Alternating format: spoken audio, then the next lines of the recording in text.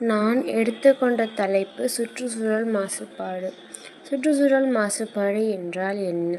சுற்றுச்சூழல் மாசுபாடு என்பது மனிதன் செயல்பாடுகளால் காற்று, நீர், மண் போன்ற இயற்கை வளங்களால் தேவையற்ற தீங்கு விளைவிக்கும் பொருட்களை கலந்து சுற்றுச்சூழல் சமநிலை சரிவடைகிறது.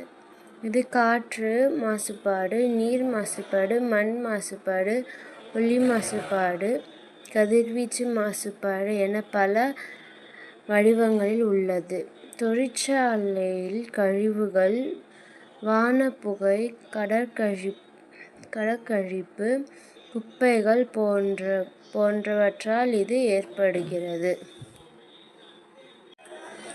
சுற்றுச்சூழல் மாசுபாடுகளின் வகைகள். காற்று மாசுபாடு. வாகனங்கள் மற்றும் தொழிற்சாலைகளிலிருந்து வெளியேற்றும் புகை, கழிவுகள் காற்றில் கலந்து சுற்றுச்சூழலை மாசுபடுத்துகிறது. நீர் மாசுபாடு. தொழிற்சாலை கழிவுகள், கழிவுநீர் மற்றும் குப்பைகள் நீர்நிலைகளில் கலப்பதால் நீர்வாழ் உயிரினங்கள் பாதிக்கப்பட்டு நீர் அதிகரித்து நச்சுத்தன்மை அடைகிறது. மண் மாசுபாடு. ரசாயன உரங்கள், பூச்சிக்கொல்லிகள் மற்றும் குப்பைகள் மண்ணில் கலந்து அதன் வளத்தை அழிக்கின்றது. ஒலி மாசுபாடு. தொழிற்சாலைகள், வாகனங்களில் மற்றும் கட்டுமான பணிகளிலிருந்து வரும் அடிக்கப்படாத நச்சுத்தன்மையுடைய புகைகள் சுற்றுச்சூழலை பாதிக்கின்றது. சுற்றுச்சூழல் மாசுபாட்டின் விளைவுகள். சுகாதார பிரச்சினைகள். சுவாச தொடர்பான தோல் நோய்கள் மற்றும் பிற உடல் நல நோய்கள் ஏற்படுகின்றன.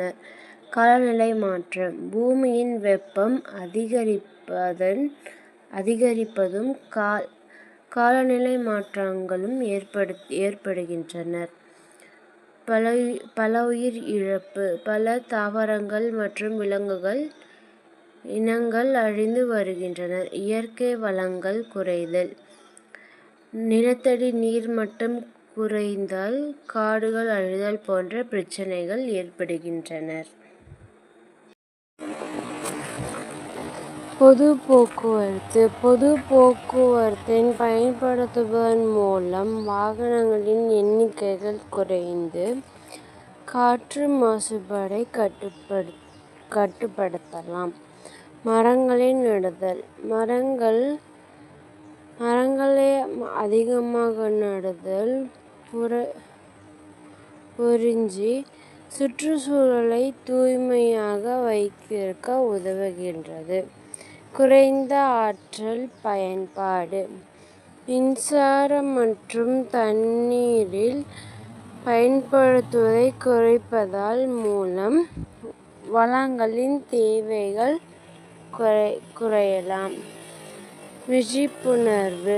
சுற்றுச்சூழல் பாதுகாப்பு பற்றி விழிப்புணர்வை மக்களிடம் ஏற்படுத்துவது மிக அவசியம். சுற்றுச்சூழல் மாசுபாடுகளை கட்டுப்படுத்துதல். மறுசுழற்சி. கழிவுகளை மறுசுழற்சி செய்வதன் மூலம் சுற்றுச்சூழலில் சேரும் கழிவுகள் அளவை குறைக்கலாம். மாற்று எரிசக்தி. சூரிய, காற்றாலை போன்ற மற்றும் எரிசக்தி ஆதாரங்களை பயன்படுத்துதல். குறைந்த கழிவுகளை குறைத்தல். மீண்டும் பயன்படுத்தக்கூடிய பொருட்களை பயன்படுத்துதல். கழிவுநீர் சுத்திகரிப்பு. தொழிற்சாலைகள் மற்றும் வீடுகளில் இருந்து வெளியேறும் கழிவு நீரை சுத்திகரித்து வெளியேற்றுதல்.